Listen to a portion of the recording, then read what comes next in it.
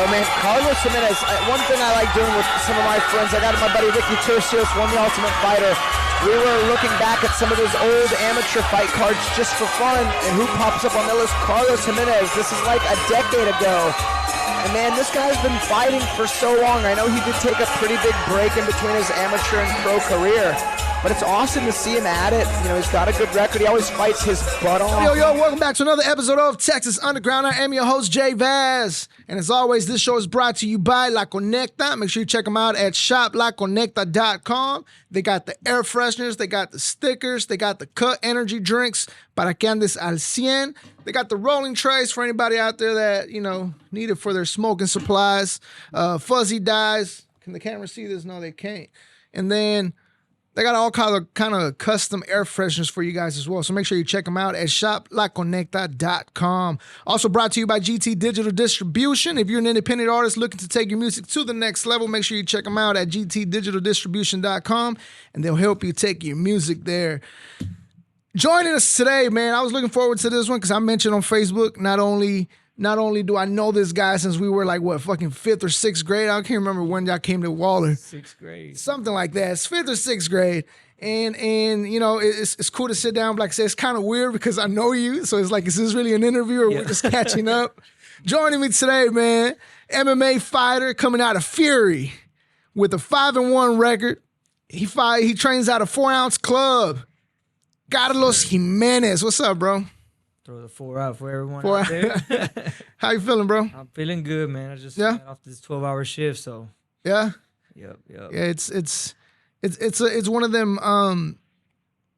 What we talk about, you know, is like the struggle of following dreams and shit. Sometimes I wish I didn't have dreams so I can just be normal and not have to do all this extra shit. But it's dope to be able to do both things. As I mentioned, man, I've been on you for a while, for a long time. If whoever follows me from my music on my YouTube channel, me and your brother Cyrus, just, you know, we did music way back in the day, and I mean, we went to school together. I would say we graduated together, but nah. I'm still trying to get my diploma, but that's neither here or there. But man, let's jump right into it, bro. One of the things that I always wondered when I saw you started getting into MMA was what sparked that interest to jump into MMA? As my pro career or as an amateur? Because as a pro, my kids, they're like, why are you training? All my kids are older now. I have a 9-year-old. Why you keep on training and you don't fight? They see all the fights, and then they would just ask me, when are you going to fight? When are you going to fight? I'll take them to go train with me, work out with all my teammates at 4 Ounce, and they're like, when are you going to fight? So yeah. That's what made me like, you know what? Y'all want me to fight? I'll do it. Yeah. My wife, she was kind of like, behind me, but and then she's like, fuck, if you want to do it, why don't you fight? Yeah. Like, yeah, I actually do. Let's do it. And it's funny because, again, going back to 6th grade, 7th grade, whatever, y'all motherfuckers like to fight for no reason back then. so to fast forward now, it's like, okay, now you got a reason. You know, legally, you can't get into trouble for this shit now. Yep. Obviously, like I said, you guys like to get into fights back in the day. But what was it before MMA? What was like your goal? What was your mindset at? What were you trying to be? I was just trying to make it for my family. You know, everyone knows I had a kid at a young age, so I was a hustler, man. He's the one that made me a man, so I had to get it. And what made me... Don't ask the question again. God damn. Oh, shit. No, I was saying, like, what was it that you wanted to be before, you know, becoming an MMA fighter? I always wanted to be what I am now. I'm a mechanic, so I always grew up wanting to be a mechanic. I don't know why. I do know why, because we grew up in the paint and body shop industry, and I was just like, I always wanted to prove everyone wrong that I can be a mechanic. You know, my dad or actually my grandpa held doubt. Like, nah, they just wanted me to do better, like go to college or whatever. But I'm like, no, I can be a mechanic. And they're like, nah, you ain't gonna be that good.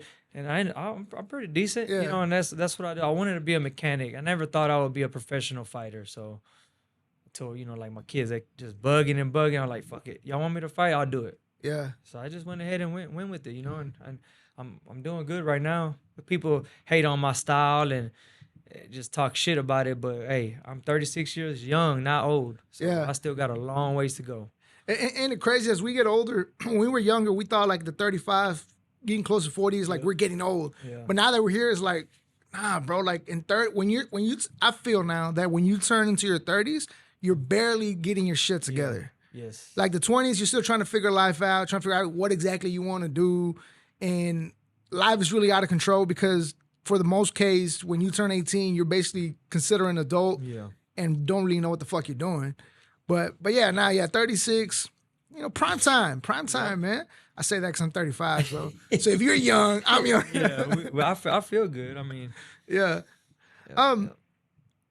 growing up, man, you're from Houston, north side of Houston, right? Yes, sir.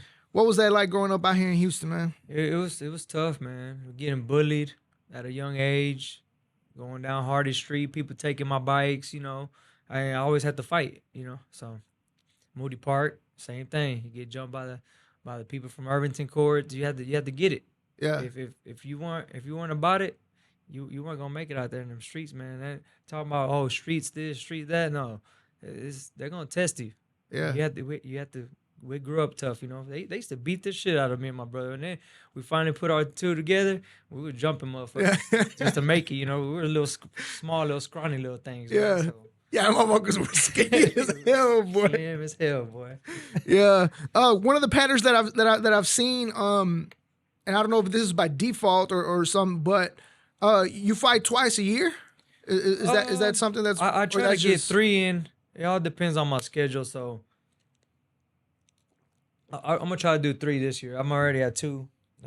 Back in May, I had a little slight injury, put me back a little bit. But I'm hoping, and I'm thinking God willingly, I'll fight in maybe November. November. Yeah, so I'll be my 3rd this year. Yeah. Speaking of fighting, what's that preparation like for an MMA fighter for yourself? Like, what's that preparation like to get your mind right and your body right going into a fight? My mind is always right. 90% of the time, is all mental. If you're mentally broken, you're not gonna make it into the fighting game. I always get asked that, so I'm always prepared. I'm always prepared for a battle. Do I study my guy? I have these past 3 fights. The ones before that, I just go in there freestyling, trying to fight, and it backfired on me. That's how I got my loss, but I think that's gonna come up later on, right? But I prepare. It's tough, man. Like from cutting weight, a lot of people don't know this. I won't let y'all know how much weight I cut, but I quite a bit of weight. So, but man, just gotta eat right, train right, and my mind's always right. If I feel like my mind isn't right, I'm not gonna take the fight. I'm not gonna even be in fight camp. Yeah, I'm 100% in it. And my family backs me up. My wife, my kids, my brother, everyone. We in it deep, and they know. Hey, Carlos is in fight camp. Don't fuck with him. Yeah, and that's it. Is cutting weight the hardest part of camp, or what is the hardest part of camp? And if it is, what's the process like to cut weight? Like, what exactly do you cut out of your daily meals and stuff like that? Man, cutting weight is not the hard part for me. I think my scheduling with work, because I got a full-time job and the fighting, so that's where it comes in at, like, the hard part for me. Cutting weight, yeah. At the end, those last 10 pounds, yeah, those are the tough ones, and you gotta be mentally there. Some people mentally break, man, and like if you think negative, it will turn out negative. I fucking promise you that. So. Yeah. Yeah, that's 90% mental, man. 90%. Like what's the process like of cutting weight, bro? Like what exactly do you stop eating? Is there a calorie deficit that you stick to, or how does that go? Man, I just cut out all the fried foods, no fast food restaurants. Man, my diet's a little. I don't want to tell everyone my diet, but I do still eat tortillas de harina. It ain't the 4. I eat like 2 maybe, but. Yeah, I had the water weight. So those last 10 pounds, I cut the water weight out. Yeah, so I water overload like two gallons throughout the whole time I'm training. That's my at least 2 gallons. That's what I do. And then towards the end, I start winding down on like a gallon. Fight like the last 2 or 3 days, I'm like at like 1.5 gallons, a gallon. It depends on where my Yeah. weight is. It all depends on where I'm at. How much training, how much you know, how hard did I go on my training sessions? You know, did I cheat myself? You know, stuff like that. The people don't know all that. If you cheat yourself, you it's gonna be harder on you. Yeah. Might as well just go hard and be honest with yourself. You know, Yeah. That's it. Man, something you mentioned earlier was you used to not really prepare for your fight. You didn't study your fighters. Why? What was it like? You weren't really taking it serious at first, or it was more of a just your confidence level was Man. high enough to not? So, I don't, my people that are gonna see this and criticize me, or they know who they are. I was a lot arrogant. I was cocky. I went in there and I knocked the #1 prospect, and he's actually gonna fight in the Contender Series. I knocked his ass out in 13 seconds. Remember that too. Long layoff for Jimenez. Very, very active. Smotherman. This is going to be fun. Oh my goodness. Oh, he slumped him. He got it. CJ, That's it. It's over. It's over. Wow. Because he talking a lot of shit about me right now, but I won't even say his name. He knows who he is. 13 seconds. You look up my shit. I knocked his punk ass out. But I was a little cocky. Yeah. So then I fought his teammate, and guess what? Yeah, his teammate put me to sleep. That was my first loss. You know, my second fight, my professional fight. He put me to sleep. I whooped the shit out that dude, but he put me to sleep, and you know, and that's what humbled me. Yeah. But I was in there cocky, like, and that's why I was like, I ain't gotta study that boy, like, nah. And it now is like, all right, regardless if they're good or not, I'm gonna look at them. I'm gonna kind of study them a little bit, and then I let my coaches handle the rest. Yeah. And we'll focus on what he's doing, dropping his hands, what you need to do here, whatever it is, and that's when we're getting better as a team. So. Yeah. And eventually, I think I'll make it to either the contenders or I'll just make it straight into the UFC. It all depends. I have a certain goal I'm trying to reach with Fury, and we'll go from there. Yeah.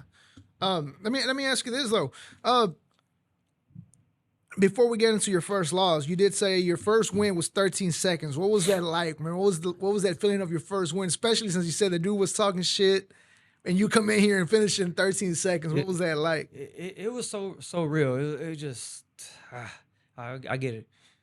I get that feeling right now, the numbness, because it was like, this is the guy y'all didn't want me to fight. Like, even people on my own team, I only had quite a bit of few people that know me were like, all right, Carlos could probably fuck this dude up. But like some of my people were like, nah, it ain't a good fight. And I like, this is the motherfucker that y'all were saying I shouldn't fight? I'm like, nah. I said, this dude, he's young. So I already knew, like, what I try to explain to these people that are coming up, like these younger guys, like, I've lost it. I lost everything. So you can't take nothing from me that I haven't lost, you know. I've hit rock bottom twice in my lifespan, you know. So there's nothing that they're gonna mentally break me or anything like that. I don't know how to explain it to anyone. They think they can, they're not gonna break me. Like this last kid I just fought in May, he like just gave me this look, like I guess like a mean mug, you know, and try to like intimidate me and scare me, and it flipped that switch on me. Cause like I was like, dude, you're not gonna do that to me. Like that's little kid shit, or I don't know how to. You're not my bully. You know, you're not gonna bully me, bro. There's no way. I've already. You can't fuck with my mindset, man. I'm ready. Like there's no beating that, and that's where I stand with that. So. Yeah. I guess one of the upside things that you said you lost your only loss was on your second fight. And I guess that's cool to get that first loss out the way instead of like, let's say you went on a four fight win streak and then you handle that loss and it's like, fuck, I thought I was hot. Yeah. You know what I mean? But what was that like with taking your first loss and how did you handle it? I took it pretty hard, but I learned from it, you know. So I learned from it, and I noticed that I'm not the best thing in my mind, you know. I still have a lot to work on. And I just been working on myself and just working on things, and people will always criticize what I learned. So I take the constructive criticism and I run with it. Yeah. And the doubt, if you doubt me, I will feed off of that. That's what I do. It's just Yeah. that's how I end things. I feed off of doubt. So We mentioned you train out a 4-ounce club. Who you in there training with, bro? And how did that connection with 4-ounce come about? 4-ounce Fight Club, man. It's owned by my good buddy I grew up with, Daniel Pineda. So he's the one that got me in there, and I train with a lot of people.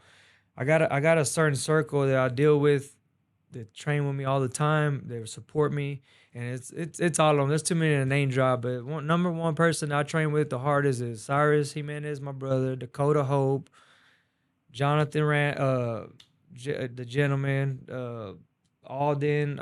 They're all like Jose Mercado. There's a whole bunch of them. Daniel Pineda, all kinds, man. Hector Signs.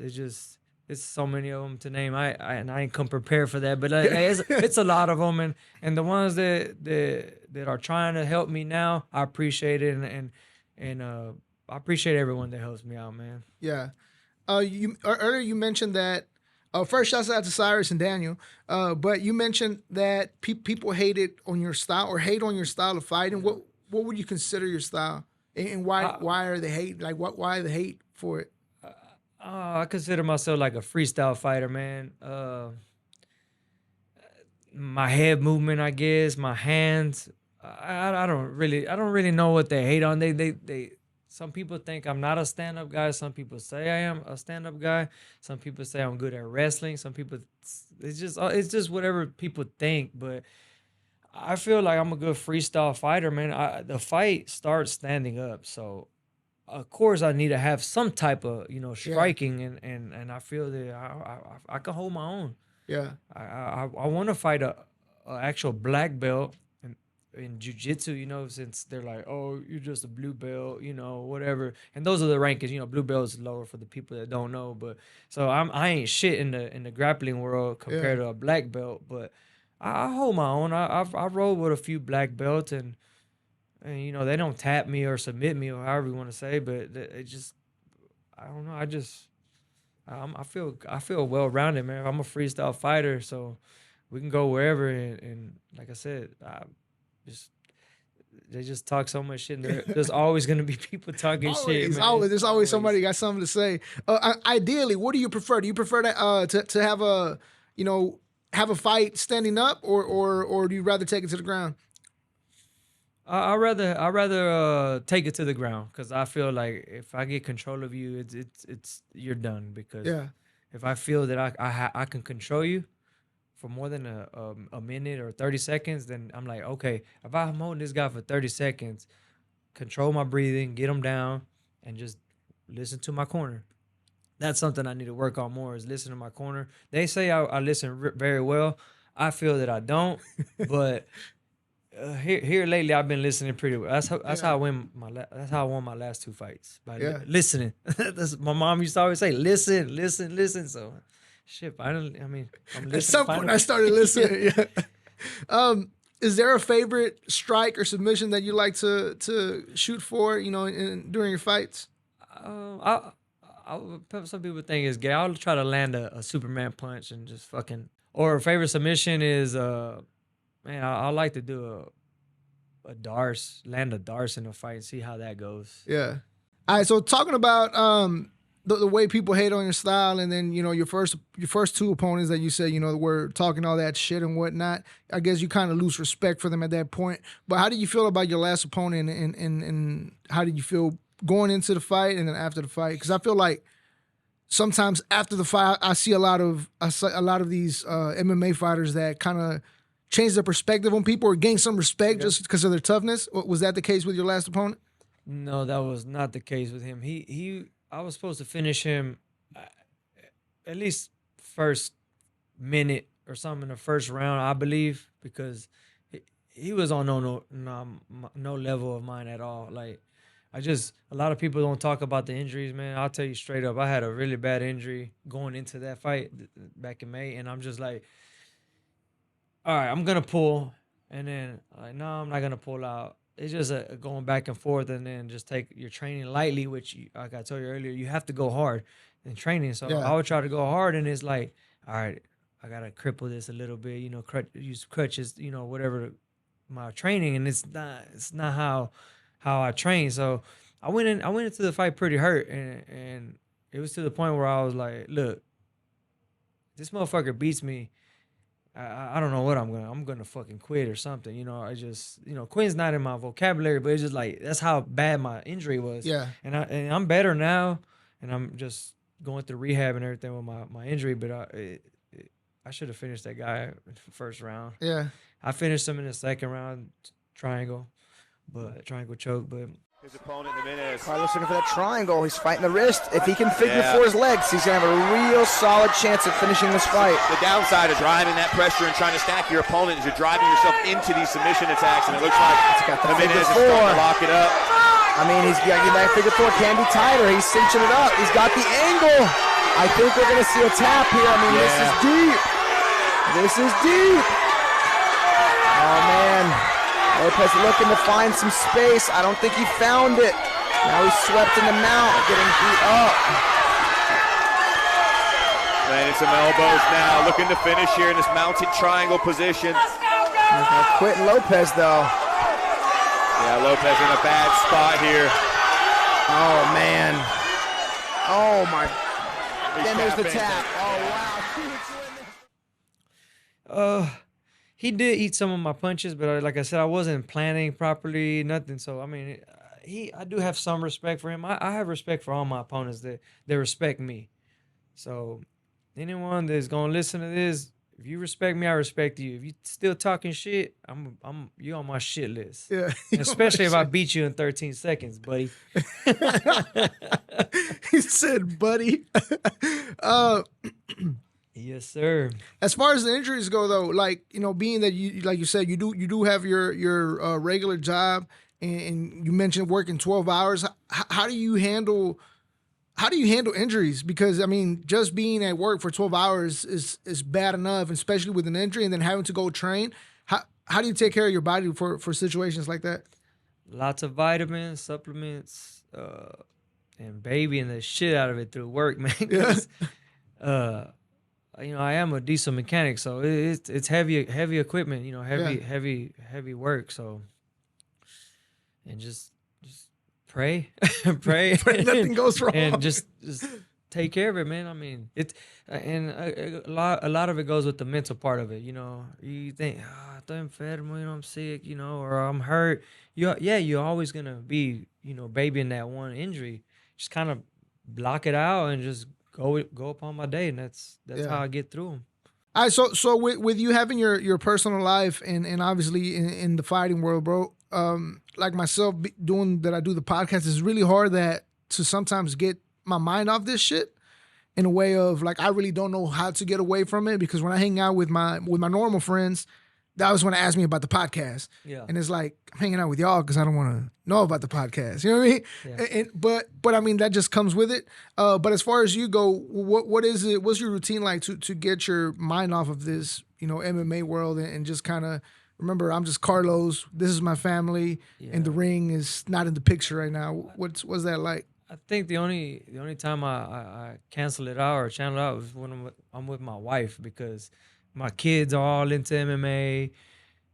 All the people I associate with, which is very little people, they're all MMA fighters, or they train, or they like the sport. So I really don't channel that out unless I'm with my wife. Shout out to my wife. She does all my dieting, all my meals, all my lunches, make sure I'm not drinking sodas, drinking too much beer, whatever it is, like when I'm off my fight camp. So so I really don't channel that out. It's just part of you now. Just me every time. Like that's all I think about. Like I don't know. A lot of people like, hey, do you like MMA? I like, nah. I love that shit. Like I love to fight. I love it. It's not nothing about liking it. I just love to fight. Yeah. So it's kind of weird, but I mean, that's me. So. Yeah. And like I said, me, sometimes I get tired of this shit. Yeah. I get tired of talking about it. I get tired of doing the interviews. Yeah. And it's like this year I took a whole from January to June to July So I took 6 months off just because I was tired of it. I wanted to get away from it. But the only bad part of that is once you get away from that long, that shit starts to hit in your head like, do I really need to be doing this? Yeah. Like I told you, I was like, maybe I just need to cut this shit off and go about my business doing something else. But I get tired of it. I'm like, I get tired of it. We mentioned you're with Fury. Did you get started off with Fury, or how did you end up with that organization? Yeah, I've been with Fury the whole time. Even my amateur, it was Garcia Promotions, and I think my record was 5-3 as an amateur, and I won their bantamweight belt, amateur belt. That's probably one of my goals is maybe to win a Fury belt, pro, bantamweight championship belt. That'd probably be good. What is that looking like right now? Like what was the rankings like? And man, the rankings, I don't even know my rankings. I don't really it's kind of sad to say. I don't really look at my rankings like that. But like I said, I've beat some big names. Well, not big names, but I beat some people, some prospects. That are, one's in the contender this August. And one of the guys I beat, he got kicked out of the Ultimate Fighter house because of fucking McGregor. But that's another story. But I mean, I feel, I don't know. Yeah. I don't know. Ideally, what would be your dream fight to say like, man, this is a fight that I was looking for, or a fight that I would like? Obviously, the championship one, but with who? Man, I don't really have anyone. Eric Garcia, the owner of Fury, he knows anyone he puts in front of me, I'm going to try my best to give everyone a good show and beat the shit out of him. I promise you they're not going to leave clean. Unless they fucking knock me out in like 5 seconds or something, and I barely didn't even touch them, so. But I don't really have anyone that I can think of. Just dream fight, don't have one. Yeah. Anyone. Who's your favorite fighter? One of my favorite fighters, or I got quite a bit of them. Give me your top 5 favorite fighters. Top 5. Let's go. Jose Aldo.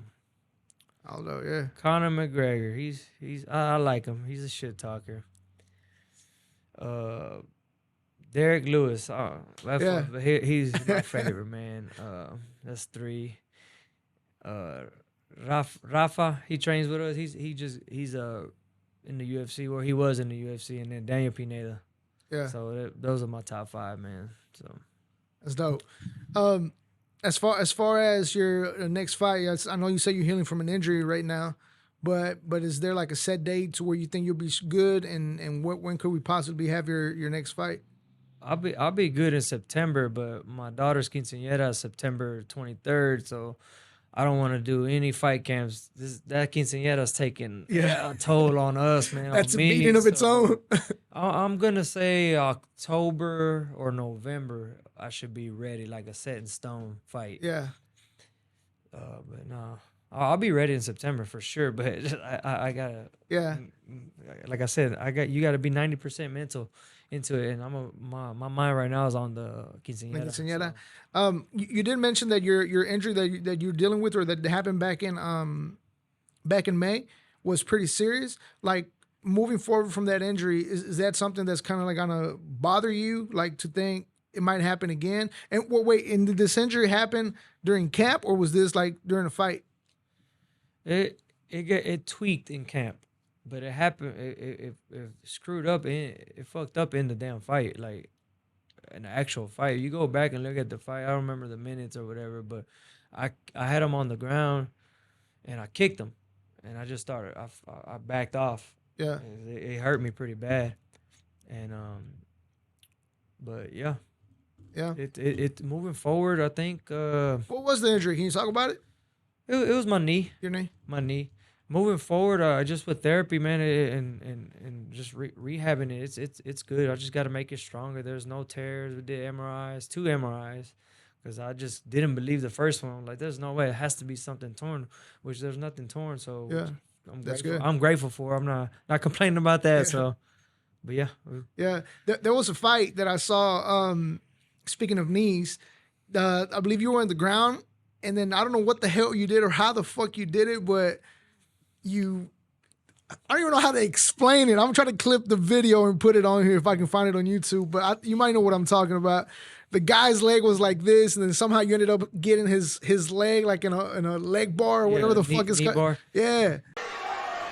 Rolling for a knee bar here. Oh, wow. Crazy transition. Yeah, I was, so that guy, he was tough, man. Ryland, he rocked me pretty good. Like, he shut me down. Like, if you watch the fight, he dropped me for a bad weight cut, and he hits hard, so. But, yeah, I went for a knee bar because I was still trying to come to, and I don't know what my corner was yelling for, but I've never did any leg submissions or anything like that. I know them, but I don't work them.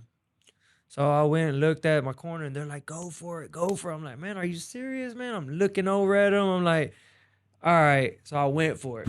And I landed it, but the bell saved him. I think he would have tapped if I had a few more seconds. But I ended up knocking him, TKOing him in the second round. So yeah, tough guy. He's one of the #1 prospects that I think is going to come up. Come on. Which one has been your favorite fight so far out of the 6 fights? His Ryland. Yeah, that's my favorite fight right there. Just because same thing. I had a couple doubters, and then they're like, "Well, he's young, he's barely starting." And I'm like, "But shit, he trains with Dustin Poirier, so yeah, he comes out of Louisiana, so he's legit, man. There's nothing to complain about. I mean, I wanted it more that night.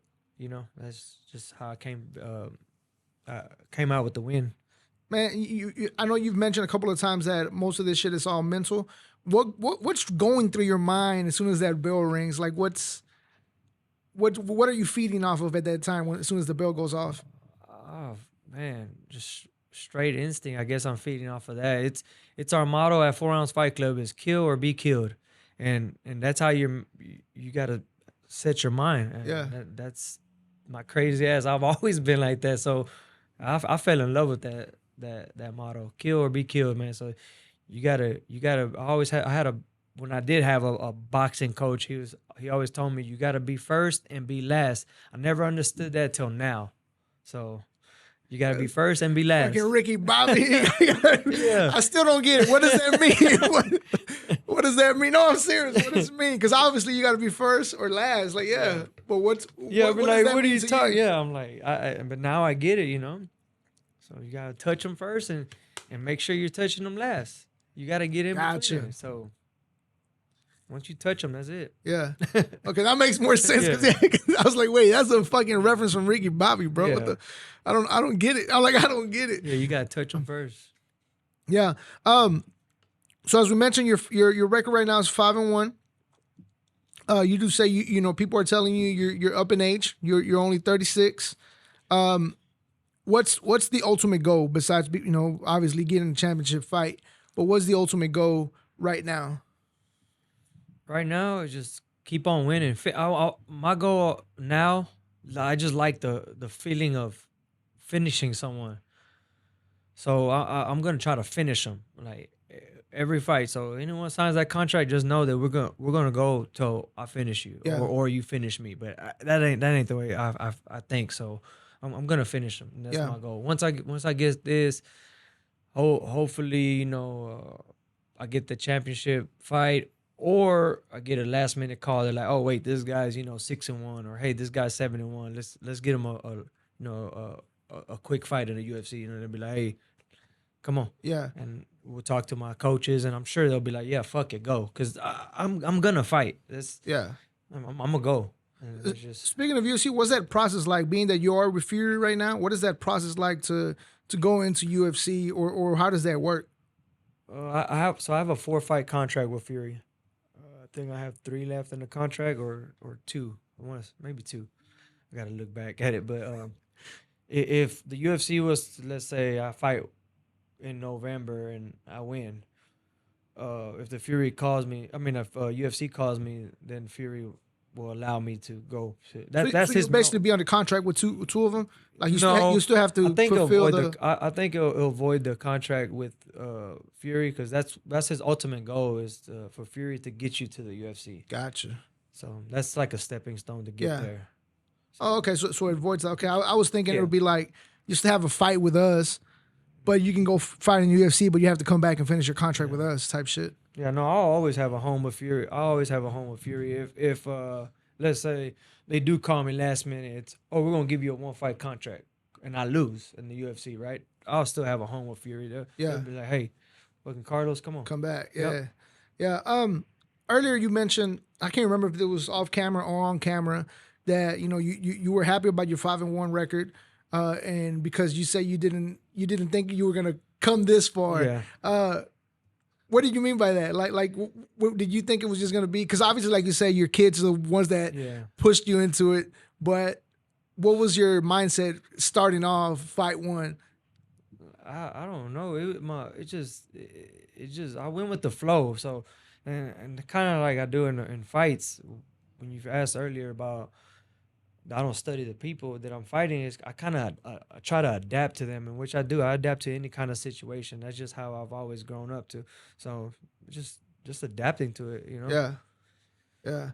Well, shit, bro. Hey, first of all, I just want to say I appreciate your time. Appreciate you stopping by today. And I haven't made it out to one of your fights yet. Every time I try to get a table, everybody backs out. But I will make it to the next one. I just got to figure it out with these motherfuckers that end up not going with me. But we'll be out there next time. And again, make sure you guys check out Carlos Jimenez. You can find some of his fights on YouTube. But more importantly, you can check him out whenever his next fight, which hopefully be at the end of the year, which will be your third fight this year. Do you have any social media where people can follow you besides Facebook?